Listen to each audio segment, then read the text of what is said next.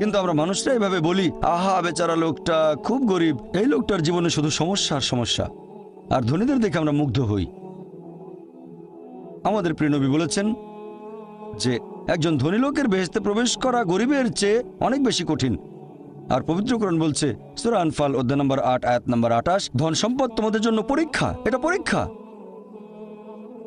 আমরা বোকা তাই এভাবে চিন্তা করি যে এই লোকটার অনেক টাকা, আল্লাহ অনেক রহমত দিয়েছেন, এটা একটা পরীক্ষা। যদি এই রহমত ঠিক মতো ব্যবহার না করেন, এটা অবশ্যই রহমত, তবে এই পরীক্ষায় ফেল করার সম্ভাবনা অনেক বেশি। যেমন ধরেন বোর্ডের একটা পরীক্ষার প্রশ্ন, গত বছরের কথা, ২ বছর আগের কথা, ২০০২ সালের কথা। সেবারের প্রশ্ন খুব কঠিন ছিল, বেশিরভাগ ছাত্রছাত্রী উত্তর দিতে পারেনি। পরের বছর সেই প্রশ্নটা আসলো না, তখন এটা বলা বোকামি, ও দুঃখ, এবার তো আসলো না, আপনি তো খুশি হবেন যে এবার আসেনি। তাহলে সম্পদ একটা পরীক্ষা। তাহলে যাদের ধন সম্পদ নেই তাদের জন্য ধনীদের তুলনায় বেহেশতে যাওয়াটা অনেক সহজ। আল্লাহ এক একজনকে এক একভাবে পরীক্ষা করেন। সেজন্য আল্লাহ বলেছেন তোমাদের ধন সম্পদ যেন তোমাদেরকে আল্লাহ তাআলার স্মরণে উদাসীন না করে, এটা একটা পরীক্ষা। নিজে সন্তুষ্ট থাকা। আর আমাদের নবী মুহাম্মদ সাল্লাল্লাহু আলাইহি ওয়াসাল্লাম বলেছেন, এটা আছে সহিহ বুখারীতে খণ্ড নম্বর ৮ হাদিস নম্বর ৪৪৭। নবী বলেছেন, যদি কারো কাছে একটা পর্বত সমান স্বর্ণ থাকে, সে এরকম আর একটা চায়। যদি কারো কাছে এক পাহাড় স্বর্ণ থাকে, তারপরও সে আরেকটা স্বর্ণের পাহাড় চায়। আর সর্বশেষে তার মুখগহ্বর পূর্ণ হয় কবরের মাটি দিয়ে। সে যত ধনী লোকই হোক, হয়তো সে পৃথিবীর মধ্যে সবচেয়ে ধনী লোক, তারপরও সে আরো বেশি সম্পদ চায়। মানুষ সন্তুষ্ট হয় না, বেশিরভাগ মানুষ কখনোই সন্তুষ্ট হয় না। আল্লাহ পবিত্র কোরআনে বলেছেন সূরা নিসা অধ্যায় নম্বর ৪ আয়াত নম্বর ৩২ যে আল্লাহ যেটা দিয়ে অন্য মানুষকে শ্রেষ্ঠত্ব দান করেছেন সেটার উপরে তোমরা কোনো রকম লালসা করো না। এভাবে বলবেন না যে হে আল্লাহ, তুমি অমুককে অনেক সম্পদ দিয়েছো, অমুককে অনেক সুন্দর একটা গাড়ি দিয়েছো, এমন কিছু আল্লাহর কাছে চাইবেন না যেটা অন্য কাউকে আল্লাহ দিয়েছেন। এতে লোকসান হবে আপনার। আর আমাদের প্রিয় নবী মুহাম্মদ সাল্লাল্লাহু আলাইহি সাল্লাম বলেছেন, এটা আছে সহিহ বুখারীতে খণ্ড নম্বর ৪, আমাদের নবী বলেছেন যে সেই লোকদের দেখো যাদের ভাগ্য তোমার চেয়ে খারাপ, সেই সব লোককে দেখো না যারা তোমার চেয়ে বেশি ভাগ্যবান। তা না হলে তোমরা আল্লাহ তাআলাকে স্মরণ করায় অবহেলা করতে পারো, তা না হলে প্রতিপালকের প্রতি অকৃতজ্ঞ হয়ে যেতে পারো। তাহলে নবী বলেছেন তাদেরকে দেখো যাদের ভাগ্য খারাপ। তখন আপনি বলছেন, আচ্ছা এই লোকটার তো কোনো গাড়ি নেই, আমার একটা মারুতি অন্তত আছে। তাকে দেখবেন না যারা সে মার্সিডিজ, ও আমার মার্সিডিজ নেই কেন, ওই লোকের গাড়ি নেই, আমার তো একটা আছে। আপনি আল্লাহকে ধন্যবাদ জানাবেন। যখন মার্সিডিজ গাড়ির মালিকের সাথে নিজেকে তুলনা করবেন, ও আমার কেন মার্সিডিজ গাড়ি দিলেন না। তাদেরকে দেখবেন যাদের ভাগ্য খারাপ। তাহলে আপনি আল্লাহ সুবহানাহু ওয়া তাআলাকে স্মরণ করছেন। আর এটাই বৈশিষ্ট্য মানুষের। এরকম একটা গল্প যে এক লোকের মনে অনেক দুঃখ, কারণ তার কোনো জুতো নেই। তারপরে সে একটা লোককে দেখলো যার একটা পাই নেই। লোকটা অভিযোগ করতো আল্লাহর কাছে যে জুতো নেই, আল্লাহর কাছে অভিযোগ করতো আমার কোনো জুতো নেই। তারপর সেই লোকটাকে দেখলো যার একটা পা নেই, তখন সে আল্লাহকে ধন্যবাদ জানালো, আমার অন্তত দুটো পা আছে। তাহলে সন্তুষ্ট হওয়া একটা পরীক্ষা। আমাদের নবী মুহাম্মদ সাল্লাল্লাহু আলাইহি ওয়াসাল্লাম বলেছেন, এটা আছে সহিহ বুখারীতে খণ্ড নম্বর ৮ যে সত্যিকারের সম্পদ হচ্ছে সন্তুষ্ট হওয়া, ধন সম্পত্তি নয়। সত্যিকারের সম্পদ হলো সন্তুষ্ট হওয়া, পরিতুষ্ট হওয়া। আপনার যা কিছু আছে সেটার জন্য বলবেন আলহামদুলিল্লাহ, সকল প্রশংসা আল্লাহর। তাহলে হবেন সত্যিকারের মুমিন, হবেন সত্যিকারের বিশ্বাসী, হবেন সত্যিকারের মুসলিম, সন্তুষ্ট থাকবেন। অনেকে এভাবে বলে যে কোন কারণে আল্লাহ সুবহানাহু ওয়া তাআলা কিছু মানুষকে জন্ম থেকেই বানিয়েছেন স্বাস্থ্যবান, কিছু মানুষকে আল্লাহ সুস্বাস্থ্য দেন, আর কেউ জন্মায় অসুখ বিসুখ নিয়েই, হয়তো বংশগত কোনো রোগ, হার্ট ডিজিজ, কেউ বা জন্মায় বিকলাঙ্গ হয়ে। আল্লাহ কি অবিচার করছেন? আল্লাহ পবিত্র কোরআনে বলেছেন সূরা নিসা অধ্যায় নম্বর ৪ আয়াত ৪০, আল্লাহ সুবহানাহু ওয়া তাআলা কারোর সাথে অনুপরিমাণে জুলুম করেন না। এটা একটা পরীক্ষা। আল্লাহ এক একজনকে এক একভাবে পরীক্ষা করেন। এরকম হতে পারে যে শিশু এখন জন্মাচ্ছে, সে সময় মাসুম, নিষ্পাপ, তার কোনো দোষ নেই। আর পবিত্র কোরআন বলছে সূরা আনফাল অধ্যায় নম্বর ৮ আয়াত নম্বর ২৮ যে তোমাদের ধন সম্পদ আর সন্তান সন্ততি তোমাদের জন্য পরীক্ষা। আল্লাহ কথাটা আবারও বলেছেন অধ্যায় নম্বর ৬৩ আয়াত নম্বর ৯ যে তোমাদের ধন সম্পদ সন্তান সন্ততি তোমাদেরকে যেন আল্লাহ তাআলার স্মরণে উদাসীন না করে। এরকম হতে পারে যে পরীক্ষা নেওয়া হচ্ছে বাবা মার, এটা বাবা মার জন্য পরীক্ষা। এরপর আপনারা দেখবেন যখন কোনো মানুষের উপর বিপর্যয় আসে, সেটা হয় পরীক্ষা অথবা একটা শাস্তি। যে লোকগুলো আল্লাহ তাআলার পথ থেকে দূরে সরে গেছে তাদের জন্য এটা শাস্তি, আর যারা আল্লাহর পথে আছে তাদের জন্য পরীক্ষা। হতে পারে যে বাবা মা খুব ভালো মুসলিম, 5 ওয়াক্ত নামাজ পড়েন, হয়তো জাকাত দিয়েছেন, হজ পালন করেন, রমজান মাসে রোজা রাখেন, আল্লাহ তাদের একটা সন্তান দিলেন জন্ম থেকে যার হার্টের সমস্যা। সত্যিকারের মুসলিম, সত্যিকারের মুমিন বলবে আলহামদুলিল্লাহ, আল্লাহ তাআলা তোমাকে অনেক ধন্যবাদ, আল্লাহ তাদের পরীক্ষা করছেন। আরেকটা লোক যে কৃতজ্ঞ নয় আর এই পরীক্ষায় হয়তো পাশও করবে না, সে বলবে কেন, সে লাফালাফি শুরু করবে, আল্লাহর কাছে অভিযোগ করবে যে কেন আল্লাহ তাআলা আমাকে এমন বিকলাঙ্গ সন্তান দিলেন জন্ম থেকে যার হার্টের সমস্যা। আর পরীক্ষা যত কঠিন পুরস্কার তত বেশি, পরীক্ষা যত কঠিন পুরস্কারের পরিমাণ তত বেশি। যেমন ধরেন আপনি পরীক্ষা দিচ্ছেন বিএ ডিগ্রি এক্সামিনেশন, যদি পাশ করেন তাহলে আপনি graduate, BA graduate in arts. তবে যদি এমবিবিএস পরীক্ষায় পাশ করেন তাহলে গ্র্যাজুয়েট হবেন, নামের আগে ডক্টর বসাবেন, ডক্টর। কিন্তু এমবিবিএস পরীক্ষায় পাশ করা এটা বিএ পরীক্ষায় পাশ করার চেয়ে অনেক বেশি কঠিন। তাহলে পরীক্ষা যত কঠিন পুরস্কারও তত বেশি। হতে পারে আল্লাহ এই বাবা মাকে সাধারণ বেহেশতে পাঠাতে চান না, পাঠাবেন জান্নাতুল ফেরদৌসে। তারা ধার্মিক, তারপরও আল্লাহ তাদের বেশি পুরস্কার দিতে চাচ্ছেন। আর এই কারণেই আমাদের প্রিয় নবী মুহাম্মদ সাল্লাল্লাহু আলাইহি সাল্লাম বলেছেন, এটা আছে সুন্নান আল তিরমিজিতে, এক লোক জিজ্ঞেস করলো এই পৃথিবীতে কাকে সবচেয়ে বেশি পরীক্ষা দিতে হয়? নবী উত্তরে বললেন যে আল্লাহ সুবহানাহু ওয়া তাআলার সকল নবী রাসূলকে সবচেয়ে বেশি পরীক্ষা দিতে হয়। এরপরে যারা নবী রাসূলগণের ঘনিষ্ঠ, যারা নবী রাসূলগণের মতো, তারপরে যারা সাহাবীগণের মতো। আর একজন লোকের ঈমান যত বেশি মজবুত পরীক্ষাটা তত বেশি কঠিন। তাকওয়া যত বেশি থাকে আল্লাহ তত কঠিন পরীক্ষা দেবেন। আপনি কোথাও এমবিবিএস নিয়ে পড়াশোনা করছেন কারণ বেশি নম্বর পেয়েছিলেন এইচএসসিতে, সেজন্য এখানেও পরীক্ষা কঠিন। এমবিবিএস পাশ করাটাও বেশ কঠিন। তাহলে এখানেও নবী রাসূলগণের তাকওয়ার সাথে সাধারণ মানুষের তাকওয়ার কোনো তুলনায় হয় না। যেহেতু তারা ছিলেন নবী এবং রাসূল, তাই তাদেরকেও পরীক্ষা করা হয়েছে। কোনো নবী রাসূলকে এই পরীক্ষা না নিয়ে ছেড়ে দেওয়া হয়নি। তাদের তাকওয়া লেভেল অনেক উপরে। নবী রাসূলকে অনেক বেশিবার পরীক্ষা করা হয়েছে সাধারণ মানুষের চেয়ে। আপনার বাচ্চা অনেক বেশি, অনেক কঠিন। তাহলে আপনার তাকওয়া যদি বেশি হয় আল্লাহ আপনাকে পরীক্ষা করবেন। সত্যিকারের মুমিন কোনো বিপর্যয়ের মধ্যে পড়লে বলে সুবহানাল্লাহ, সকল প্রশংসা আল্লাহর, আলহামদুলিল্লাহ। সে ধরে নেয় এটা একটা পরীক্ষা। কোনো বিপর্যয় আসলে সেটা হয় একটা পরীক্ষা অথবা একটা শাস্তি। নবীগণের তাকওয়া অনেক বেশি, তাদের জন্য এটা শাস্তি না, এটা পরীক্ষা। আর তারা পাশ করেছেন। যদি কারো জীবনে কোনো ভালো কিছু ঘটে সেটা হয় একটা পুরস্কার অথবা পরীক্ষা। সম্পদ হতে পারে পুরস্কার অথবা একটা পরীক্ষা। ভালো কোনো কিছু ঘটলে সেটা হয় পুরস্কার নয়তো একটা পরীক্ষা। অনেকে আল্লাহর পথ থেকে দূরে সরে যায়, তারপরে বলে আমাকে সম্পদ দাও, আল্লাহর সম্পদ দেন, তারপরে তারা পরীক্ষা ফেল করে। তাহলে এই পৃথিবীতে তারা তাদের ইচ্ছে মতো আরামায়েশ করে, কিন্তু আখিরাতে শুধু ক্ষতিগ্রস্ত হয়। দান একটা পরীক্ষা, সন্তুষ্ট হওয়া পরীক্ষা, সন্তান সন্ততিও পরীক্ষা। অনেক সময় আমরা মুসলিমরা আল্লাহ তাআলার কাছে অভিযোগ করি যে আল্লাহ তোমার কাছে এত দোয়া করি তবু তুমি কবুল করো না কেন? আল্লাহ পবিত্র কোরআনে বলেছেন তোমরা আমাকে ডাকো আমি তোমাদের ডাকে সাড়া দেব। তবে আমার আপনার ডাকে আল্লাহ সবসময় সাড়া দেন না। পরস্পর বিরোধী মনে হচ্ছে। আল্লাহ বলেছেন আমাকে ডাকো আমি সাড়া দেব, তবে অনেক সময় দোয়া করছি কিন্তু কবুল হচ্ছে না। আল্লাহ পবিত্র কোরআনে বলেছেন সূরা বাকারা অধ্যায় নম্বর 2 আয়াত 216, তোমরা যা পছন্দ করো সেটা হয়তো তোমাদের জন্য ভালো না, আর যেটা পছন্দ করো না সেটা হয়তো ভালো। তোমরা এটা জানো না, তবে আল্লাহ জানেন। উদাহরণস্বরূপ ধরেন একজন তরুণ ছেলে, বয়স হয়তো 20 বছর, সে দোয়া করছে হে আল্লাহ সুবহানাহু ওয়া তাআলা একটা বিএমডব্লিউ দিয়ে দাও। জানেন না বিএমডব্লিউ নাম শুনেছেন কিনা? বিএমডব্লিউ মোটরসাইকেল, আমি চাই একটা বিএমডব্লিউ মোটরসাইকেল, খুব ভালো মোটরসাইকেল। ছেলেটা দোয়া করলো, আল্লাহ সাড়া দিলেন না। হয়তো আল্লাহ জানেন যে আল্লাহ যদি তাকে মোটরসাইকেল দিতেন সে অ্যাক্সিডেন্ট করতো, পা ভেঙে ফ্র্যাকচার হতো, পঙ্গু হয়ে পড়ে থাকতো। তাহলে এখানে আল্লাহ সুবহানাহু ওয়া তাআলা তার ডাকে সাড়া দিয়েছেন সাড়া না দেওয়ার মাধ্যমে। আল্লাহ তার ডাকে সাড়া দিয়েছেন সাড়া না দেওয়ার মাধ্যমে। আল্লাহ তাকে মোটরসাইকেল দেননি কারণ সে ভালো বান্দা, সে খুব ভালো মানুষ, সে যা যাচ্ছে তা ভালো হবে না আমি জানি, কিন্তু সে জানে না তাই আল্লাহ দিচ্ছেন না। এভাবে আল্লাহ সাড়া দিচ্ছেন সাড়া না দেওয়ার মাধ্যমে।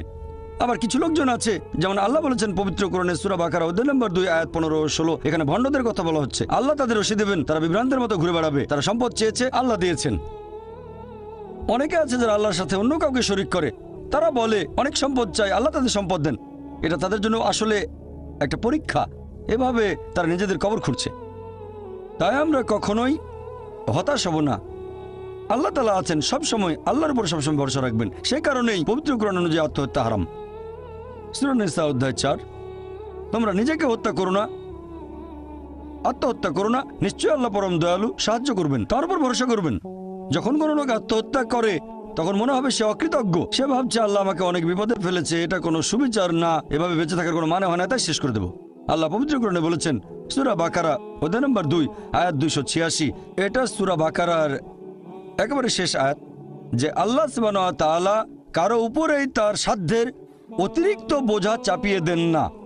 আল্লাহ কারো উপরে এমন কোনো বোঝা চাপিয়ে দেন না যেটা তার সাধ্যের অতিরিক্ত। এটা আয়াতের প্রথম অংশ। এই আয়াতটাতে আরো বলা হয়েছে আমরা এই দোয়া করব, ইয়া আল্লাহ সুবহানাহু ওয়া তাআলা আমাদের উপর সাধ্যের অতিরিক্ত বোঝা চাপিয়ে দিও না। আয়াতের প্রথম অংশে আল্লাহ কথা দিয়েছেন যে আমাদের উপর তিনি সাধ্যের অতিরিক্ত বোঝা চাপাবেন না। তাহলে আমরা কেন দোয়া করব যে হে আল্লাহ আমাদের সাধ্যের অতিরিক্ত বোঝা চাপিয়ে দিও না? এর কারণ হচ্ছে আমরা নিজেদের কবর খুঁড়ি, আমরা নিজেদের উপর সাধ্যের অতিরিক্ত বোঝা চাপিয়ে দিই, সমস্যা বাধা আমরাই বলছি অনেক সম্পদ দাও, আল্লাহ দিচ্ছেন। তাই আমরা আল্লাহর কাছে দোয়া করছি আল্লাহ যেন নিজেদের কারণে নিজেদের উপর সাধ্যের অতিরিক্ত বোঝা না চাপিয়ে দেন।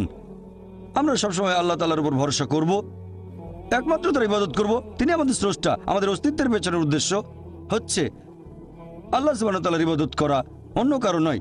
পৃথিবীর জীবন পরকালের জন্য পরীক্ষা, আল্লাহর আদেশ মেনে চলেন আর সন্তুষ্ট থাকেন। যেরকম পরীক্ষায় সামনে পড়ুক, সত্যিকারের মুসলিম সবসময় বলবে আল্লাহকে ধন্যবাদ। সাধারণত আমরা অভিযোগ করি আমাদের এটা নেই, আমাদের ওটা নেই। জীবনের জন্য সবচেয়ে গুরুত্বপূর্ণ জিনিস কি? কেউ বলবে খাবার, কেউ বলবে পানি, সবচেয়ে গুরুত্বপূর্ণ বাতাস। কয়েক মিনিটের জন্য নিঃশ্বাস বন্ধ করেন, মারা যাবেন। আমাদের মধ্যে কেউ কি আল্লাহ সুবহানাহু ওয়া তাআলাকে জন্য ধন্যবাদ জানিয়েছেন যে বাতাস দিয়েছো সেজন্য অনেক ধন্যবাদ? আমাদের মধ্যে কতজন এটা করেছে? আমরা কি এটা বুঝতে পারছি? ফ্রি বাতাস তো ফ্রি পাচ্ছি আর কি। আমরা শ্রদ্ধা করবো আল্লাহ তাআলার নিদর্শনগুলোকে, শ্রদ্ধা করবো আল্লাহর নিয়ামতগুলোকে। এবারে শেষ পয়েন্টটা নিয়ে বলি যে আল্লাহ সুবহানাহু ওয়া তাআলা কেন এই পৃথিবী সৃষ্টি করলেন, এই পৃথিবী সৃষ্টির উদ্দেশ্যটা আসলে কি?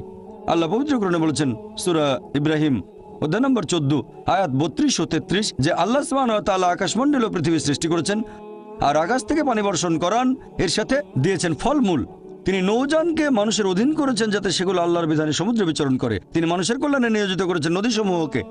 তিনি তোমাদের জন্য সৃষ্টি করেছেন চাঁদ ও সূর্য, তোমাদের জন্য সৃষ্টি করেছেন রাত ও দিন। তাহলে বিশ্বজগতের এইসব সৃষ্টি এগুলো করেছেন মানুষের জন্য। আল্লাহ এই পুরো বিশ্বজগৎ সৃষ্টি করেছেন মানুষের জন্য। আর এটা আমাদের দায়িত্ব যে আমরা আল্লাহ সুবহানাহু ওয়া তাআলাকে ধন্যবাদ জানাবো এইসব নিয়ামতের জন্য। ধন্যবাদের পাশাপাশি আমাদের দায়িত্ব যে আমরা এই সব কিছুর যত্ন নেব। এই কারণেই আল্লাহ সুবহানাহু ওয়া তাআলা পশু পাখি সৃষ্টি করেছেন। তবে পশু হত্যা করা এটা নিষিদ্ধ, প্রাণী হত্যা নিষিদ্ধ। মুহাম্মদ সাল্লাল্লাহু আলাইহি ওয়াসাল্লাম একটা হাদিস বলছে টার্গেট প্র্যাকটিসের জন্য পশু পাখি হত্যা করো না। হ্যাঁ, যেসব পশুর মাংস খেতে আল্লাহ সুবহানাহু ওয়া তাআলা অনুমতি দিয়েছেন সেটা আমরা খেতে পারি, আল্লাহ যেভাবে বলেছেন সেই নিয়মে, যেভাবে নবী বলেছেন। তবে টার্গেট প্র্যাকটিস, এরকম অনেক লোক দেখি যারা এই নিয়মগুলো ধ্বংস করতে চায়, টার্গেট প্র্যাকটিস করে আর বিভিন্ন পশুর মাথা ঝুলিয়ে রাখে তাদের ড্রয়িং রুমে। আল্লাহ সৃষ্টি করেছেন পাহাড় পর্বত, আমরা সেগুলো জয় করতে চাই, মাউন্ট এভারেস্টের চূড়ায় উঠি। এ পর্যন্ত অনেক মানুষ মারা গেছে, প্রতি বছর মাউন্ট এভারেস্টে উঠতে গিয়ে অনেক মানুষ মারা গেছে। আমরা এই নিয়ামতের জন্য আল্লাহ সুবহানাহু ওয়া তাআলাকে ধন্যবাদ জানাই না। যদিও আল্লাহ তাআলা পবিত্র কোরআনে বলেছেন উট সৃষ্টি করা হয়েছে তোমাদের জন্য, ভার বহনের জন্য। যদিও এগুলো আমাদের জন্য সৃষ্টি করা হয়েছে, আমরা এদের ভালোবাসবো, শ্রদ্ধা করব। এরকম অনেক সহিহ হাদিস আছে, অনেক। একটা হাদিস আছে সহিহ বুখারীতে খণ্ড নম্বর 3 যে একবার একজন মানুষ একটা তৃষ্ণার্ত কুকুরকে পানি খেতে দিয়েছিল, কুয়ার কাছে গিয়ে মোজাই করে পানি এনেছিল, আর এই কাজের জন্য তাকে বেহেশতে দাখিল করা হলো। সহিহ বুখারীতে আছে আরেকটা হাদিস খণ্ড নম্বর 4 একবার এক পতিতা একটা তৃষ্ণার্ত কুকুরকে পানি খেতে দিয়েছিল, এজন্য সে বেহেশত পেল। এক সাহাবা প্রশ্ন করলেন যে কুকুরকে পানি খাওয়ালেও কি আমরা পুরস্কার পাবো? নবী বললেন অবশ্যই, কেন না। চিন্তা করেন যে পশুটাকে ঘরের ভেতরে ঢুকতে নিষেধ করা হয়েছে, যদি সেই পশুকেও পানি খেতে দেন আল্লাহ সেজন্য পুরস্কার দেবেন। একটা হাদিস বলছে একজন বৃদ্ধ মহিলা এক বিড়ালকে বেঁধে রেখে খাবার দিত না, আল্লাহ তাকে দোজখে পাঠালেন। কেন সে বিড়ালটাকে বেঁধে রাখলো, খাবার দিল না? অন্ততপক্ষে বিড়ালটাকে ছেড়ে দিলেও তো সে শিকার করে খেতে পারতো। আর আমাদের এক্সিবিশনে এরকম একটা পোস্টার আছে, আরো অনেক পোস্টার। তাহলে আমরা পশু পাখিকে ভালোবাসবো, যত্ন করব। এছাড়াও গাছপালা লতাপাতা আমরা খেতে পারি যখন প্রয়োজন আমাদের, তবে বিনা কারণে আমরা কোনো গাছপালা কাটবো না, এমনকি যুদ্ধের সময়ও নবী মুহাম্মদ সাল্লাল্লাহু আলাইহি ওয়াসাল্লাম বলেছেন যে তোমরা গাছ কেটে ফেলো না, শস্যে আগুন ধরিয়ে দিও না। তাহলে এগুলো সবই আল্লাহ সুবহানাহু ওয়া তাআলার সৃষ্টি। আর আল্লাহ পবিত্র কোরআনে বলেছেন সূরা আদিয়াত অধ্যায় নম্বর 100, আল্লাহ তাআলা যুদ্ধের সময়ের ঘোড়া সম্পর্কে আল্লাহ এখানে বলেছেন যে ঘোড়া জোড়ে সৈন্যরা যুদ্ধে যায়। আল্লাহ এখানে শপথ করছেন আর বলছেন সূরা আদিয়াত আয়াত 1, 2, 3, 4 আল্লাহ বলেছেন এই ঘোড়াগুলোর খুরের আঘাতে আগুনের ফুলকি ছোটে, সে সময় ধুলোর মেঘ আকাশে ওড়ে, তারা শত্রু দলের ভেতরে ঢুকে পড়ে। বলা হচ্ছে আল্লাহ এখানে শপথ করছেন এই ঘোড়াগুলোকে নিয়ে, যুদ্ধের ময়দানের ঘোড়া, তাদের মধ্যে কোনো রকম ভয় নেই, কারণ তারা তাদের প্রভুর নির্দেশ মানে। যে মানুষটা ঘোড়ার পিঠে থাকে সেই মানুষটার জন্য তারা শত্রু দলের ভেতরে ঢুকে পড়ে। শত্রুর হাতে তরবারি বা অন্যান্য যত অস্ত্রই থাকুক না কেন, সেই ঘোড়া তারপরে সামনে এগিয়ে যায়, কারণ সে প্রভুর নির্দেশ মেনে চলে। আল্লাহ এখানে শপথ করছেন এই ঘোড়াগুলোকে নিয়ে। তারপর আল্লাহ তাআলা বলছেন তবে মানুষ অবশ্যই অকৃতজ্ঞ। তার মানে যুদ্ধের ঘোড়া প্রভুর আদেশ মানতে গিয়ে মরার জন্য প্রস্তুত। এই কারণে ঘোড়াটা মারা যেতে পারে, তারপরও প্রভু আদেশ দিয়েছে বলে এগিয়ে যাচ্ছে। সামনে হয়তো অস্ত্র হাতে শত্রু দাঁড়িয়ে আছে, সামনে গেলে সে মারা যেতে পারে, তারপরও এটা প্রভুর আদেশ। তবে মানুষ জাতি অকৃতজ্ঞ, মোটেও কৃতজ্ঞ নয়। সে কারণে এই পৃথিবীর প্রত্যেকটা মানুষের দায়িত্ব হচ্ছে পৃথিবীর জীবনের এই উদ্দেশ্য পূরণ করা যে আমাদের কোন কারণে সৃষ্টি করা হয়েছে। আল্লাহ সুবহানাহু ওয়া তাআলা আমাদের সৃষ্টিকর্তা, পরম করুণাময়, পরম দয়ালু, পরম ক্ষমাশীল, পরম ন্যায় বিচারক। তাই প্রত্যেকটা মানুষের দায়িত্ব আমরা আল্লাহ সুবহানাহু ওয়া তাআলার ইবাদত করব, আল্লাহ ব্যতীত কারো ইবাদত করব না। আর আমাদের ইহকালের এই জীবন পরকালের জন্য একটা পরীক্ষা। যদি আল্লাহর আদেশ মেনে চলি বেহেশতে যেতে পারবো, যদি না মানি পরীক্ষায় ফেল করব, জাহান্নামে যেতে হবে। আর আমরা সেই সব নিয়ামতগুলো যত্ন নেব যেগুলো আল্লাহ আমাদের দিয়েছেন। আমার লেকচার শেষ করার আগে কোরআনের একটা আয়াতের উদ্ধৃতি দিচ্ছি। সূরা আলে ইমরান অধ্যায় নম্বর 3 আয়াত 110 বলা হয়েছে, কুনতুম খায়রা উম্মাতিন উখরিজাত লিন-নাস, হে মুসলিম তোমরা শ্রেষ্ঠ উম্মত, মানব জাতির জন্য আবির্ভূত। আমাদের বলা হয়েছে খায়রা উম্মাহ, শ্রেষ্ঠ উম্মত। যখনই কোনো সম্মান পাবেন তখনই আপনাকে দায়িত্ব পালন করতে হবে, দায়িত্ব পালন না করলে সম্মান পাবেন না। আর দায়িত্বের কথা এই আয়াতেই আছে। আল্লাহ বলেছেন তা'মিরুনা বিল মারুফি ওয়া তানহাউনা আনিল মুনকার ওয়া তু'মিনুনা বিল্লাহ, কারণ তোমরা সৎ কাজে নির্দেশ দাও, অসৎ কাজে নিষেধ করো এবং আল্লাহকে বিশ্বাস করো। প্রত্যেক মানুষের দায়িত্ব হচ্ছে প্রচার করা, সে যতখানি জানে। যদি সৃষ্টির পেছনের উদ্দেশ্যটা জানেন সেটা অন্যদের বলেন। আমাদের সৃষ্টি করা হয়েছে আল্লাহ সুবহানাহু ওয়া তাআলার ইবাদত করার জন্য, অন্য কারো না। ইহকালের জীবন পরকালের জন্য পরীক্ষা। মানুষকে আহ্বান করেন সত্যের পথে, সত্যের পথে চলে আসতে বলেন। তা'মিরুনা বিল মারুফি ওয়া তানহাউনা আনিল মুনকার, অর্থাৎ মানুষকে বলবেন ভালো কাজ করতে আর খারাপ কাজ করতে বাধা দেবেন। এটা প্রত্যেক মুসলিমের দায়িত্ব, দাওয়া দেয়া বাধ্যতামূলক। যদি আমরা সৎ কাজের নির্দেশ না দেই আর যদি মানুষকে অসৎ কাজে বাধা না দেই তাহলে নিজেদের মুসলিম বলার যোগ্য নই, বলতে পারবো না আমরা খায়রা উম্মাহ, শ্রেষ্ঠ উম্মত। কোরআনের একটা আয়াত বলে আমার লেকচার শেষ করছি। সূরা নাহল অধ্যায় 16 আয়াত 125 বলা হয়েছে, উদু ইলা সাবিলি রাব্বিকা বিল হিকমা ওয়াল মুআযিজাতিল হাসানা ওয়াজাদিল বিল্লাতি আহসান, মানুষকে তোমার প্রতিপালকের কথা আহ্বান করো হিকমত ও সদুপদেশ দ্বারা এবং তাদের সাথে তর্ক করো, তাদের যুক্তি দেখাও উত্তম ও গ্রহণযোগ্য পন্থায়। ওয়া আখিরি দাওয়ানা আলহামদুলিল্লাহি রাব্বিল আলামিন। এখন আমরা শুরু করব প্রশ্নোত্তর পর্ব। অনুষ্ঠান শুরু করার আগে এই পর্বের নিয়মকানুনগুলো বলি, যাতে করে এই সীমিত সময়টাকে সঠিকভাবে ব্যবহার করতে পারি। আপনাদের সামনে 4টা মাইক, যে কোনো একটার পেছনে লাইন দিয়ে দাঁড়ান। একটা মাইক রয়েছে মহিলাদের জন্য, পুরুষদের জন্য 3টা মাইক। একটা মাইক আছে পেছনে, একটা আমার ডান দিকে আর একটা এদিকে আমার বাম পাশে। আপনারা প্রশ্ন করার সময়ে দয়া করে আপনাদের নাম এবং পেশা বলবেন। মনে রাখবেন, এখানে প্রশ্ন করবেন, কোনো লেকচার দেবেন না। তাই প্রশ্ন করার সময় আপনারা সংক্ষিপ্ত আর যথাযথভাবে করবেন। আমি ভলান্টিয়ারদের অনুরোধ করব, যারা মাইকের পাশে আছেন আপনারা দয়া করে প্রথমেই সুযোগ দেবেন অমুসলিম ভাইদের, যারা লাইনে দাঁড়িয়ে আছেন ডক্টর জাকিরকে প্রশ্ন করার জন্য। অমুসলিম ভাইয়েরা সামনে এগিয়ে আসুন। প্রশ্ন করার ক্ষেত্রে অমুসলিম ভাইদের আগে সুযোগ দেওয়া হবে। জাকির বললেন, ঈশ্বর আমাদের সৃষ্টিকর্তা, তিনি কেবলমাত্র একজন। 2 নম্বর, ঈশ্বর মানুষকে সৃষ্টি করেছেন তার ভালোবাসা থেকে। 3 নম্বর, ঈশ্বর কাউকে করেছেন ধনী বা গরিব, স্বাস্থ্যবান বা অসুস্থ, এই সবই আসলে পরীক্ষা। একইভাবে খ্রিস্টানরা বিশ্বাস করে ঈশ্বর কেবলমাত্র একজন। 2 নম্বর, ঈশ্বর মানুষকে সৃষ্টি করেছেন তার ভালোবাসা থেকে। 3 নম্বর, ইসলাম ধর্মের মতোই এই সব কিছু দিয়ে আসলে পরীক্ষা করা হচ্ছে। এখন আমি আপনার কাছ থেকে এটা জানতে চাচ্ছি, ভুল বুঝবেন না, আমি খ্রিস্টান নই। ভাই আপনি প্রশ্ন করলেন যে খ্রিস্টান ধর্মে ওইটা আছে ইসলামের মতো যে ঈশ্বর একজন, ঈশ্বর তার সৃষ্টিকে ভালোবাসেন, আর আপনি প্রশ্ন করলেন এখানে পার্থক্যটা কি? খ্রিস্টান ধর্ম আর ইসলামের পার্থক্য জানতে চান নাকি? এদের পার্থক্য না, আপনি এটা আমাকে কিভাবে বোঝাবেন? একটু আগেই আপনি বললেন ইসলাম ধর্ম বাদে অন্য কোনো ধর্মের ইবাদতই গ্রহণ করা হবে না। আচ্ছা আচ্ছা ভাই, সুন্দর প্রশ্ন করেছেন। এবার আপনার প্রশ্নটা বোঝা যাচ্ছে। প্রথমে আপনি একটা মন্তব্য করেছিলেন, প্রশ্নবোধক চিহ্ন থাকলে বোঝা যায়, মন্তব্য হলে প্রশ্ন খুঁজে নিতে হয়। ইসলাম ধর্মে ইবাদতের বিভিন্ন কার্যকলাপের সাথে অন্যান্য ধর্মের ইবাদতের মধ্যে পার্থক্যটা কি, ইসলামে আলাদা কি আছে? খ্রিস্টান ধর্ম বলছে ঈশ্বর একজন, আরও বলছে যে ঈশ্বর আমাদের ভালোবাসেন। ইসলাম বলছে আল্লাহ একজন, ইসলাম বলছে আল্লাহ তার সৃষ্টিকে ভালোবাসেন। ইসলাম ইবাদত করতে বলছে খ্রিস্টান ধর্ম, তাই বলছে এখন এই ইবাদতের মধ্যে পার্থক্যটা কি ইসলাম আর খ্রিস্টান ধর্মে? অথবা ইসলাম ধর্মে আলাদা এমন কি আছে যেটা অন্য কোনো ধর্মে নেই, বিশেষ করে খ্রিস্টান ধর্ম? ভাই, যদি আপনি একটু মনোযোগ দিয়ে কোরআন পড়েন সঠিকভাবে, আমার লেকচারে বিভিন্ন বিষয় ব্যাখ্যা করেছি, এরপর যদি বাইবেলও পড়েন সঠিকভাবে, যদি সঠিক ব্যাখ্যা পড়েন, আমরা জানি যীশু খ্রিস্ট বা ঈসা আলাইহিস সালাম আল্লাহ সুবহানাহু ওয়া তাআলা প্রেরিত একজন নবী ও রাসূল। সেই মুসলিম আসলে মুসলিম নয় যদি সে যীশু খ্রিস্টকে নবী বলে বিশ্বাস না করে। আমরা মানি যে তিনি অলৌকিকভাবে জন্মেছিলেন কোনো পুরুষের হস্তক্ষেপ ছাড়াই। আমরা মানি যে তিনি হলেন মসীহ অর্থাৎ খ্রিস্ট। আমরা মানি যে তিনি আল্লাহর নির্দেশে জন্মান্ধর কুষ্ঠরোগীদের সুস্থ করেছিলেন। আমরা মানি যে তিনি আল্লাহর নির্দেশে মৃত মানুষকে জীবন দিয়েছেন। তবে আমাদের মধ্যে পার্থক্য আছে। অনেক খ্রিস্টান আছে যারা বলে যে যীশু খ্রিস্ট নাকি নিজেকে ঈশ্বর বলে দাবি করেছিলেন। তাহলে একটা হলো বাইবেলের সাথে পার্থক্য, আর একটা পার্থক্যের জায়গায় হচ্ছে খ্রিস্টানরা যেটা মনে করে, যেটা প্র্যাকটিস করে, এটার সাথে যে পার্থক্য। অনেক খ্রিস্টান বলে যে যীশু খ্রিস্ট নিজেকে ঈশ্বর বলে দাবি করেছিলেন। যখন তারা বলে যে ঈশ্বর একজন, তারা বলে যীশু খ্রিস্ট হলেন সর্বশক্তিমান। আর এই ব্যাপারটাতে আমরা মুসলিমরা আপত্তি জানাই। গোটা বাইবেলে একেবারে পরিষ্কার করে বলা এমন একটা অনুচ্ছেদ পাবেন না যেখানে যীশু খ্রিস্ট তার নিজের মুখে বলেছেন যে আমি ঈশ্বর অথবা আমার উপাসনা করো।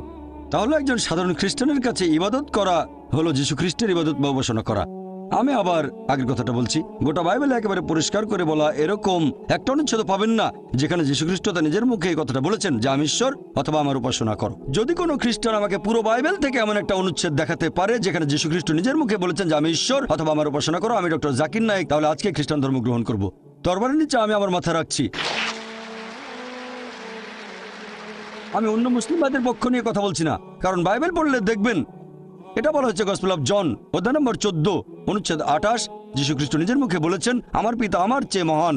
গসপেল অফ জন অধ্যায় নম্বর 10 অনুচ্ছেদ 29, আমার পিতা সবার চেয়ে মহান। গসপেল অফ ম্যাথিউ অধ্যায় নম্বর 12 অনুচ্ছেদ 28, আমি ঈশ্বরের আত্মার সাহায্যে শয়তানকে তাড়িয়ে দিই। গসপেল অফ লুক অধ্যায় 11 অনুচ্ছেদ 20, আমি ঈশ্বরের আঙুলের সাহায্যে শয়তানকে তাড়িয়ে দিই। গসপেল অফ জন অধ্যায় 5 অনুচ্ছেদ 30, আমি নিজের থেকে কিছুই করতে পারি না, আমি যেমন শুনি তেমন বিচার করি, আর আমার বিচার ন্যায্য, কারণ আমি আমার ইচ্ছা পূরণ করি না, আমার পিতার ইচ্ছা পূরণ করি। যদি কেউ বলে আমি নিজের ইচ্ছা পূরণ করি না, আল্লাহর ইচ্ছা পূরণ করি, সে মুসলিম।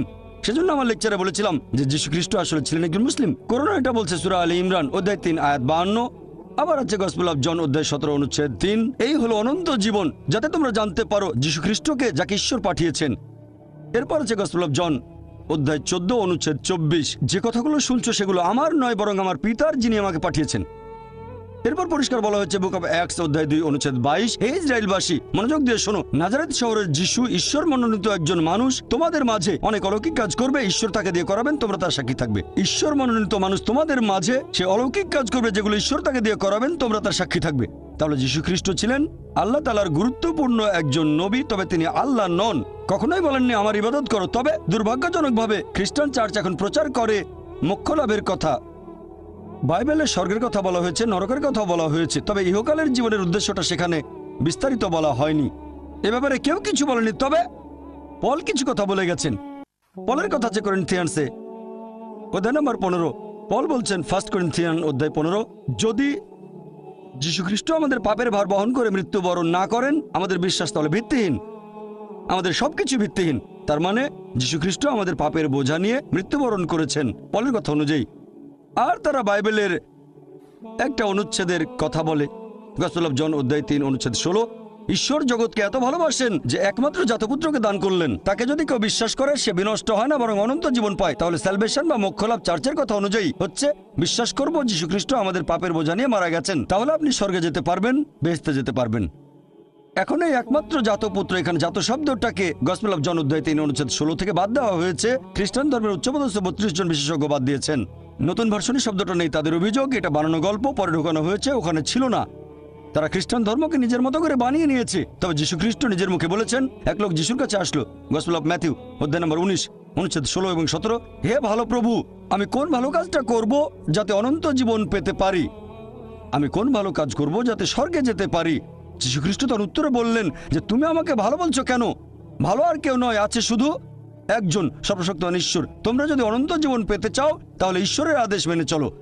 যিশু বলেননি যে তোমরা যদি বেহেশতে যেতে চাও তাহলে বিশ্বাস করতে হবে আমি তোমাদের পাপ বহন করেছি। তিনি এই কথা কখনোই বলেননি, বলেছেন ঈশ্বরের আদেশ মানো। আর যীশু খ্রিস্ট নিজের মুখে বলেছেন বাইবেলের গসপেল অফ ম্যাথিউ অধ্যায় 5 অনুচ্ছেদ 17 থেকে 20, তোমরা ভেবো না যে আমি আগের নবীদের বিধি ব্যবস্থা ধ্বংস করতে এসেছি। আমি এগুলো ধ্বংস করতে আসিনি, এসেছি পূরণ করতে।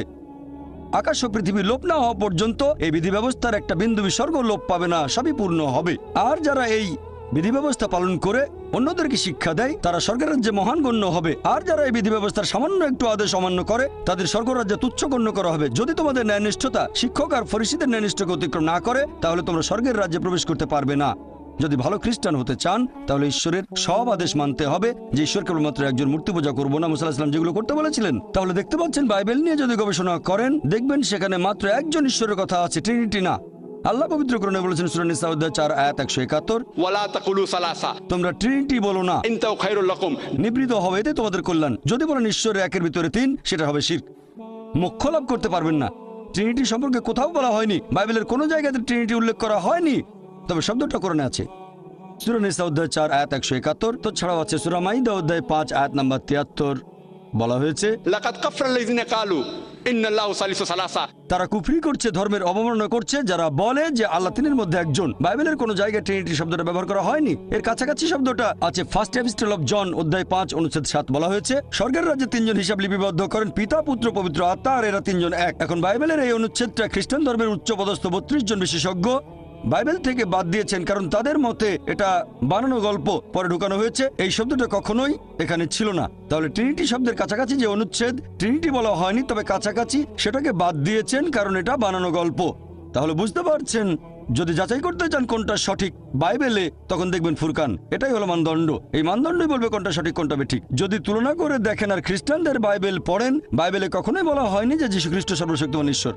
বলা হয়েছে কেবল এক ঈশ্বরের উপাসনা করবেন। যীশু খ্রিস্টকে জিজ্ঞেস করা হয়েছিল যে ঈশ্বরের প্রথম আদেশটা কি, এটা আছে গসপেল অফ মার্ক অধ্যায় নম্বর 12 অনুচ্ছেদ 29, বলা হয়েছে। এখন খ্রিস্টানদের বাইবেল পড়ে দেখবেন আমাদের জীবনের সঠিক উদ্দেশ্য বলা হয়নি, এটা অস্পষ্ট।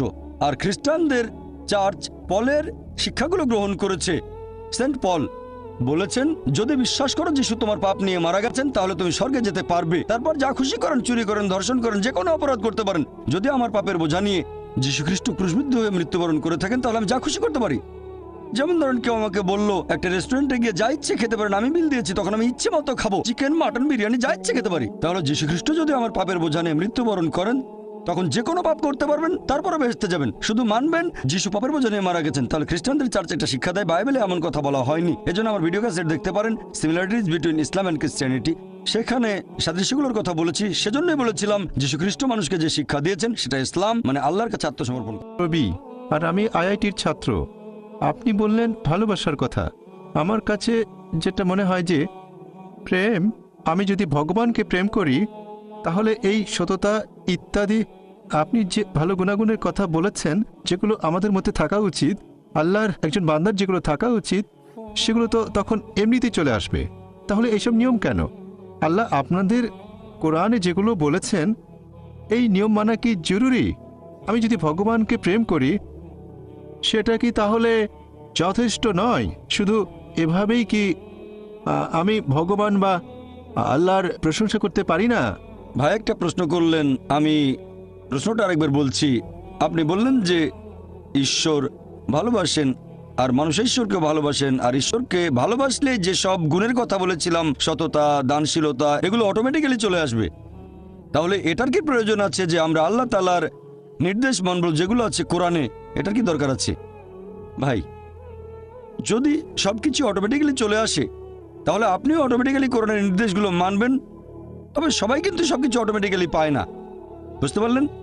তাহলে আল্লাহ যেটা চান আপনি যদি সৃষ্টিকর্তাকে ভালোবাসেন, যেমন ধরেন আমি বললাম আমার মাকে আমি ভালোবাসি, আমি আমার মাকে ভালোবাসি, আমার মা আমাকে বলল বাচ্চা আমার মিথ্যে বলো না, আমি বললাম মাকে ভালোবাসি, কিন্তু মিথ্যে বললে ক্ষতি কি? আমার মা বলল আমাকে এক গ্লাস পানি দাও, মা তোমাকে খুব ভালোবাসি, তোমাকে পানি খাওয়াতে পারবো না।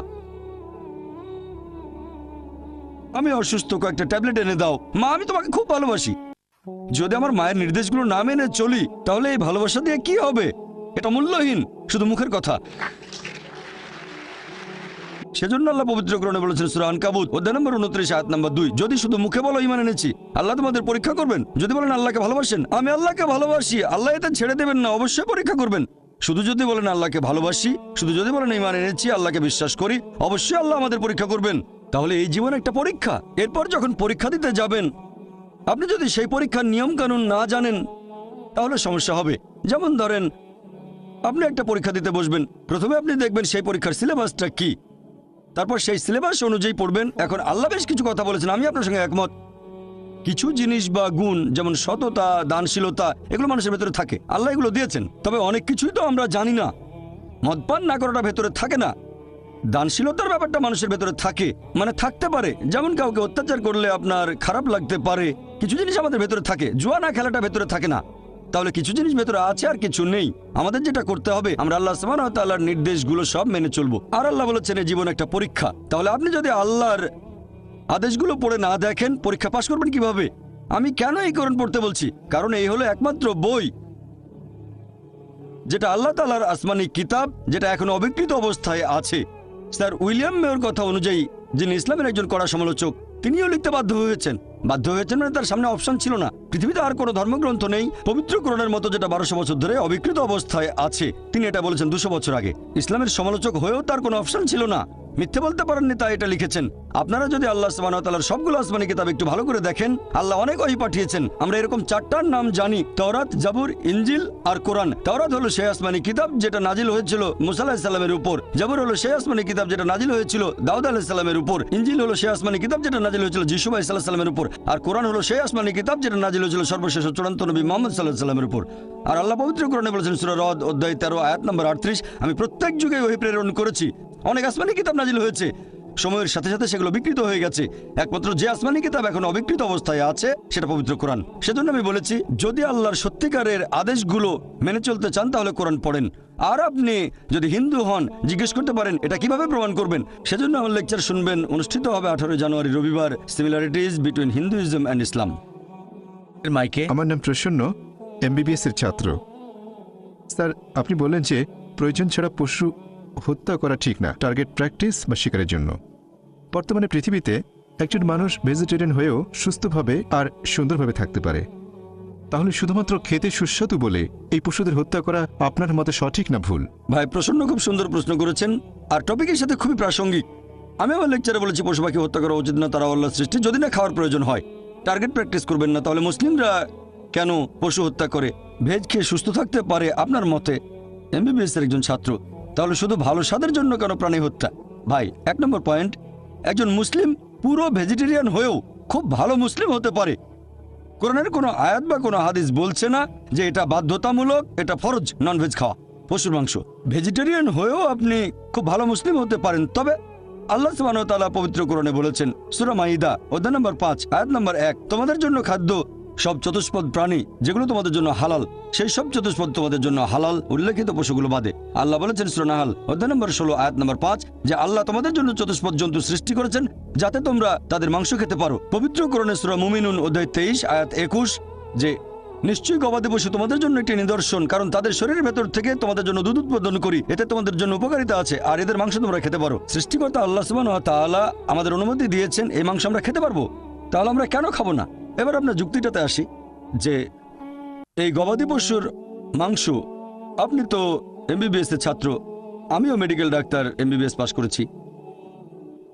এমবিবিএস এর ছাত্র হিসেবে এটা হয়তো পড়েছেন, আমি জানি না, ফার্স্ট ইয়ারে পড়ে থাকতে পারেন আপনি, যে কিছু অ্যামিনো অ্যাসিড আমাদের শরীরে সংশ্লেষিত হয় না, এগুলোকে বলা হয় এসেনশিয়াল অ্যামিনো অ্যাসিড। এরকম 8টা অ্যামিনো অ্যাসিড। এখন এই 8টা অ্যামিনো অ্যাসিড খাবারের মাধ্যমে সরবরাহ করা হয়।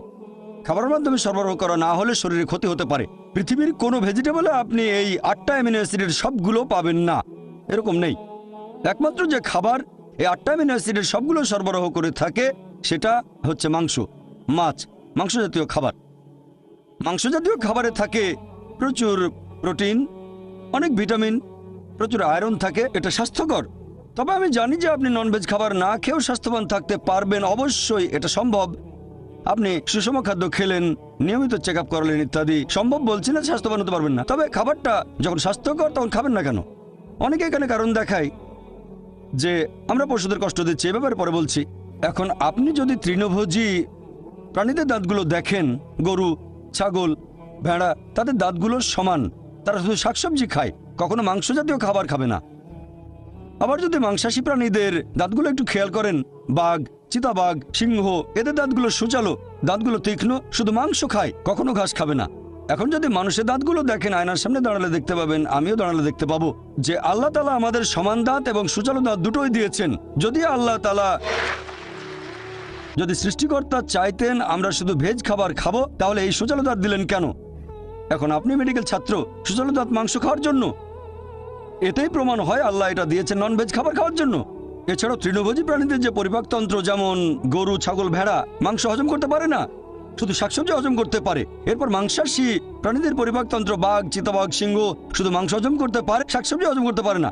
তবে আমাদের মানুষদের যে পরিপাকতন্ত্র, আপনি মেডিকেল ছাত্র তাই জানেন, আমরা ভেজ ননভেজ দুটোই হজম করতে পারি, ভেজিটেবল মাংস দুটোই হজম করতে পারি, মাংস হজম হয়। যদি আল্লাহ চাইতেন আমরা শুধু ভেজ খাবারই খাবো, তাহলে দুটোই হজম করতে পারা পরিপাকতন্ত্র কেন আমাদের দিলেন? দিয়েছেন এগুলো খাওয়ার জন্য। এবার আপনার প্রশ্নটা, অনেকের মধ্যে ভুল ধারণা আছে, হিন্দুদের অনেকেই ভাবে যে হিন্দু ধর্মগ্রন্থ ননভেজ খাবার খাওয়ার অনুমতি দেয় না। কোরআনের উদ্ধৃতি দিয়েছি, যদি আপনি হিন্দু ধর্মগ্রন্থ পড়েন, যদি পড়েন মনুস্মৃতি অধ্যায় নম্বর 5, মনুস্মৃতি অধ্যায় 5 অনুচ্ছেদ 30 এবং 31, বলা হয়েছে যে তুমি যদি কোনো পশুর মাংস খাও যেটার মাংস খাওয়ার জন্য, তাহলে কোনো পাপ করছো না, কারণ সর্বশক্তিমান ঈশ্বর কিছু পশুকে করেছেন খাদক এবং কিছুকে খাদ্য। মনুস্মৃতি অধ্যায় 5 অনুচ্ছেদ 31, যে তুমি যদি কোনো পশুকে বলি দাও, পশু উৎসর্গ করো, তুমি কোনো পাপ করছো না। মনুস্মৃতি অধ্যায় 5 অনুচ্ছেদ 39-40 বলা হয়েছে যে সর্বশক্তিমান ঈশ্বর কিছু পশুকে বানিয়েছেন উৎসর্গ করার জন্য, তাই উৎসর্গ করা পশুকে বলি দিলে হত্যা করা হবে না। মনুস্মৃতি অধ্যায় 5 অনুচ্ছেদ 41-42 বলছে যে একজন ব্রাহ্মণ যার জ্ঞান আছে আর যে সজ্ঞানে কোনো পশুকে উৎসর্গ করে, তাহলে সেই পশু স্বর্গে যাবে আর সেই ব্রাহ্মণও স্বর্গে যাবে।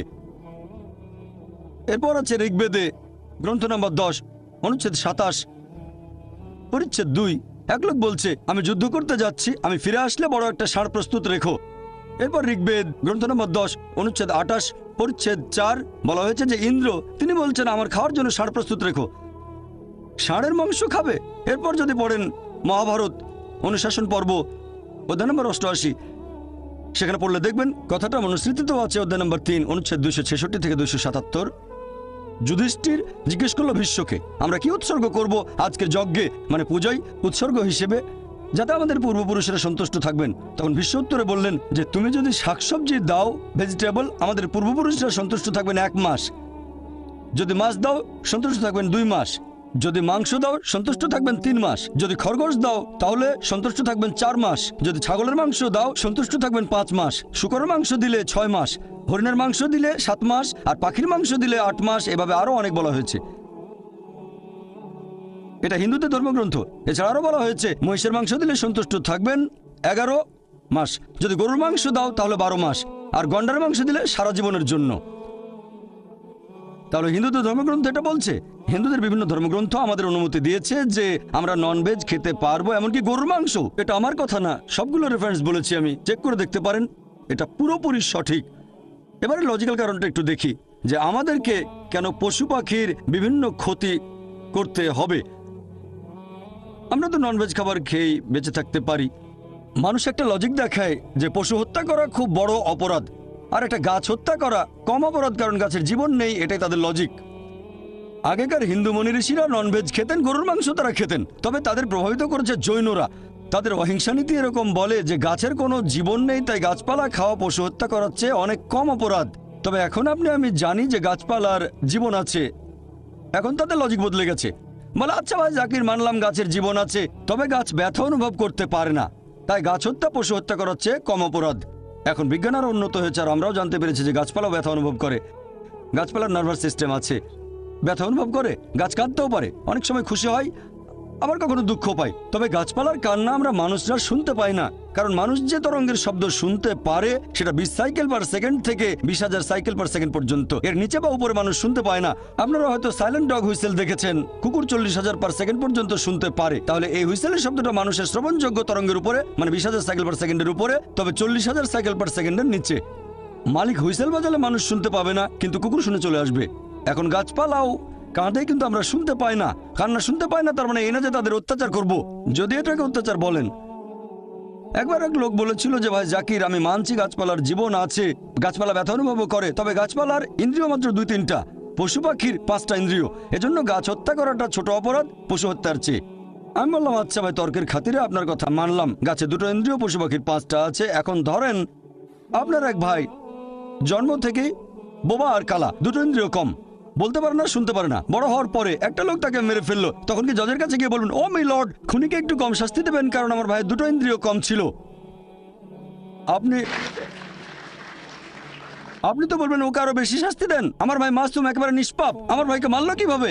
ইসলামিক লজিক এভাবে বলে না যে 2টো ইন্দ্রিয় কম বা বেশি। আল্লাহ পবিত্র কোরআনে বলেছেন সূরা বাকারা অধ্যায় 2 আয়াত 168, তোমাদের যে ভালো খাদ্যবস্তু দিয়েছি তা থেকে তোমরা আহার করো, ভালোটা খাবেন, খারাপটা খাবেন না। খেয়াল করলে দেখবেন যে গবাদি পশু যদি হত্যা না করেন, গবাদি পশুর জীবনচক্র বেশ ছোট, দ্রুত বংশ বিস্তার করে এরা। খাবারের জন্য গবাদি পশু হত্যা না করলে একসময় মাত্রাতিরিক্ত গবাদি পশু সমস্যা হয়ে দাঁড়াবে। গরু, ছাগল, ভেড়া খুব দ্রুত বংশ বিস্তার করে এরা। আর একজন ভারতীয় যদি ননভেজ খাবার খেতে না চায় তাতে আমার কোনো সমস্যা নেই। আপনি ননভেজ না খেতে চাইলে আমার তাতে কোনো সমস্যা নেই, ব্যক্তিগতভাবে আমি খুশি, কারণ সব ভারতীয় আর হিন্দুরা ননভেজ খাওয়া শুরু করলে তো মাংসের দাম অনেক বেড়ে যাবে। এবারের প্রশ্ন মহিলাদের মধ্য থেকে আমি দেখতে পাচ্ছি। আপনারা এবার সুযোগ পাবেন। বোন, আপনি প্রশ্ন করুন। আসসালামু আলাইকুম। এই প্রশ্নটা আসলে টপিকের সাথে প্রাসঙ্গিক নয়, তবে আমাদের এক বোন এই ব্যাপারে আপনার মতামতটা জানতে চাচ্ছেন।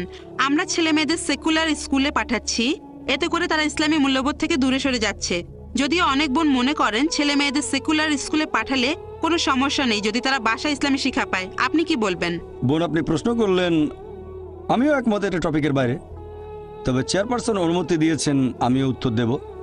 আপনি প্রশ্ন করলেন যে আমাদের ছেলে মেয়েদের সেকুলার স্কুলে পাঠানো ঠিক হবে কিনা, আর ইসলাম শিখবে বাসায়। বোন, এই সেকুলার শব্দের মানে ঈশ্বরের সাথে কোনো সম্পর্ক নেই। যদি আপনার ছেলেকে কোনো সেকুলার স্কুলে পাঠান, সেকুলার মানে ঈশ্বর যেখানে গৌণ, তবে বুঝতে পারছি আপনি নন ইসলামিক স্কুলের কথা বলছেন, খ্রিস্টান মিশনারি স্কুল ইত্যাদি, তবে সেকুলার মানে ঈশ্বরের সাথে কোনো সম্পর্ক নেই। যদি এমন স্কুলে পাঠান যেখানে ঈশ্বরের গুরুত্ব নেই, তারা নাস্তিক, তাহলে সমস্যা হবে। স্কুলে শেখাবে ঈশ্বর নেই, বাসায় শেখাবেন ঈশ্বর আছে, বিরোধ তৈরি হবে, সন্তান তখন সমস্যায় পড়বে। এটা বাদে যদি অন্য কোনো স্কুলে পাঠান যারা ভুল জিনিস শেখায়, যারা আল্লাহ ব্যতীত অন্য কারো উপাসনা করা শেখায়, যেমন খ্রিস্টানরা প্রতিদিন সকালে যীশু খ্রিস্টের উপাসনা করে, বাসায় শেখালেন যীশু খ্রিস্টকে উপাসনা করা শিরক, সন্তান দ্বিধাদ্বন্দ্বে পড়ে যাবে। আপনি কি করছেন জানেন? এখানে সন্তানের জন্য সমস্যা তৈরি করছেন। এখানে তাই আমরাই, বাবা মায়ের দায়িত্ব সন্তানকে এমন পরিবেশ দেয়া যেটা হবে সঠিক পরিবেশ। এখানে সন্তানকে বেঁধে ফেলছেন, হাত পা বেঁধে সুইমিং পুলে নামিয়ে দিয়ে বলছেন এবার সাঁতার কাটো। কিভাবে সাঁতার কাটবে? তাই বোন, আমি এখানে বলবো পার্থিব জ্ঞান আমাদের কাজে লাগবে, এটা গুরুত্বপূর্ণ। মানুষ জাতির উদ্দেশ্যে কোরআনে আল্লাহ তাআলার প্রথম নির্দেশ সূরা ইকরা অধ্যায় 96 আয়াত নম্বর 1, সেটা ইকরা মানে পাঠ করো, মানে শিক্ষিত করা। আমাদের প্রিয় নবী বলেছেন এটা সব মুসলিমের জন্য আবশ্যিক, হোক পুরুষ বা নারী জ্ঞান আহরণ করবে।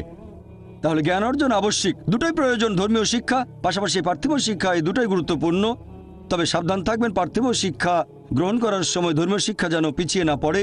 আর এখানে দুটোই থাকতে হবে। ভালো হয় সন্তানকে এমন স্কুলে পাঠান যেখানকার শিক্ষার সাথে বিরোধ নেই আল্লাহ সুবহানাহু ওয়া তাআলার নির্দেশের। তবে সবচেয়ে ভালো যে স্কুলে দুই ধরনের শিক্ষাই দেয়া হয়। চিন্তা করেন, এমন স্কুলে পাঠালেন যেখানে পড়ানো হয় ডারউইনের থিওরি যে মানুষ বাঁদর থেকে এসেছে। আল্লাহ বলেছেন আমরা এসেছি আদম এবং হাওয়া থেকে। সন্তান দ্বিধাদ্বন্দ্বে পড়ে যাবে। কতগুলো দ্বিধা দূর করতে পারবেন? সবচেয়ে ভালো ইসলামিক স্কুল, কিন্তু দুর্ভাগ্যজনকভাবে আমাদের ইসলামিক স্কুলের সংখ্যা অনেক কম। তবে আলহামদুলিল্লাহ সুম্মা আলহামদুলিল্লাহ, এখন ভারত সহ পুরো পৃথিবী জুড়েই অনেক ইসলামিক স্কুল গড়ে উঠেছে। কিছু স্কুল ভালো মানের, কিছু মাঝারি মানের, আবার কিছু নিচু মানেরও আছে। এখন আমাদের উচিত তাদের সাহায্য করা যারা এরকম স্কুল চালু করছে। আলহামদুলিল্লাহ, আমাদের Islamic research foundation IRF educational trust 3 বছর আগে একটা স্কুল চালু করেছে বোম্বেতে।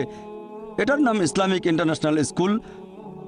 আমরা চেষ্টা করি সন্তানদের সেই শিক্ষা দিতে যেটা আমরা পাইনি ছোটবেলায়, আমাদের যেটা ঘাটতি ছিল। এই স্কুল শুরু করেছি, আর ইনশাল্লাহ এখানে ফর্মাল শিক্ষার পাশাপাশি এটাকে আমি সেকুলার বলবো না, অঙ্ক সাবজেক্ট সেকুলার না, বিজ্ঞান সেকুলার না। আমি এটাকে বলি ফর্মাল শিক্ষা, কারণ বিজ্ঞান একটা ইসলামিক সাবজেক্ট আমার মতে। অঙ্ক ইসলামিক সাবজেক্ট, বিখ্যাত অনেক গণিতজ্ঞ মুসলিম, বিখ্যাত অনেক বিজ্ঞানী মুসলিম। তাই আমি বিজ্ঞানকে সেকুলার শিক্ষা বলবো না, আমি এটাকে অমুসলিমদের কাছে বলবো ফর্মাল শিক্ষা, মুসলিমদের কাছে বলবো এটা ইসলামিক সাবজেক্ট। তবে সঠিকভাবে শেখাতে হবে, বৈজ্ঞানিক ফ্যাক্ট, কোনো অনুমান বা থিওরি না, যেমন ডারউইনের থিওরি ইত্যাদি। তাহলে আমাদের সন্তানদের সঠিক পরিবেশ দেওয়াটা গুরুত্বপূর্ণ। খেয়াল রাখবেন যেন সঠিক শিক্ষা পায়, এটাই সবচেয়ে ভালো। যদি এমন কোনো স্কুলে সন্তানকে পাঠান যারা ভুল জিনিস শিক্ষা দেয়, তারপর আপনি আমার বাসায় তাকে আল্লাহ সুবহানাহু ওয়া তাআলা সম্পর্কে বললেন, ধর্ম সম্পর্কে বললেন, বোন এটা আগুন নিয়ে খেলা, আমি বলবো কোনো ইসলামিক স্কুলে দেন, আশা করি উত্তরটা পেয়ে। আজকে এখানে আসতে পেরে খুব ভালো লাগছে, যদিও আমি একজন অমুসলিম। পবিত্র বাইবেলের ওল্ড টেস্টামেন্টে একথা বলা আছে যে ঈশ্বর রাত এবং দিন সৃষ্টি করলেন একেবারে প্রথম দিনে। তারপরে ঈশ্বর সৃষ্টি করলেন সূর্য এবং চাঁদ। সূর্য যদি না থাকে তাহলে দিন আর রাত কিভাবে আসবে? একইভাবে পবিত্র কোরআনে বলা হয়েছে যে সূর্য পৃথিবীর চারপাশে ঘুরে। এটা আছে 21 অধ্যায়ের 22 নম্বর আয়াতে। কোরআনে যে ঈশ্বর বিশ্বজগৎকে নিয়ন্ত্রণ করে, আমার সন্দেহ হচ্ছে ঈশ্বর কি বিশ্বজগৎ সৃষ্টির সময় কোনো রকম ভুল করেছিলেন? আর আমার মতে পবিত্র বাইবেল আর কোরআনের এই কথাগুলো আধুনিক বিজ্ঞানের বিরুদ্ধে। একটু ব্যাখ্যা করেন। ভাই আপনার নামটা বলবেন, আর কোরআনের ব্যাপারে যেটা বললেন আমি ঠিকমতো শুনতে পাইনি। প্রথমে আপনার নাম, আর কোরআন যে কথাটা বলছে যে সূর্য, কোরআনের সূরা নম্বর 6 6 নম্বর সূরা কি সূর্য প্রদক্ষিণ করে? আপনি বললেন 21, 22, অধ্যায় 21 আয়াত 22, অধ্যায় নম্বর 21 আয়াত 22 যে সূর্য প্রদক্ষিণ করে। না, সম্ভবত এটা 6 নম্বর সূরাতে। আচ্ছা, তবে 21 নম্বর অধ্যায়ের 22 নম্বর আয়াত বলছে ঈশ্বর বিশ্বজগৎ নিয়ন্ত্রণ করেন। হ্যাঁ, আপনার মতে এটা বিজ্ঞানের বিপক্ষে যায়। হ্যাঁ, ভাই আপনি প্রশ্ন করলেন, বললেন যে খ্রিস্টানদের বাইবেল পড়েছেন আর বাইবেলের কয়েকটা অনুচ্ছেদ উল্লেখ করলেন। এরপর কোরআনের ব্যাপারে রেফারেন্সটা আপনি বলেননি। বললেন বাইবেলে আছে ঈশ্বর প্রথম দিনে সৃষ্টি করলেন দিবস এবং রাত্রি। আপনি যেটা বলেছেন সেটা আছে বাইবেলের প্রথম বইতে, বুক অব জেনেসিস অধ্যায় 1 অনুচ্ছেদ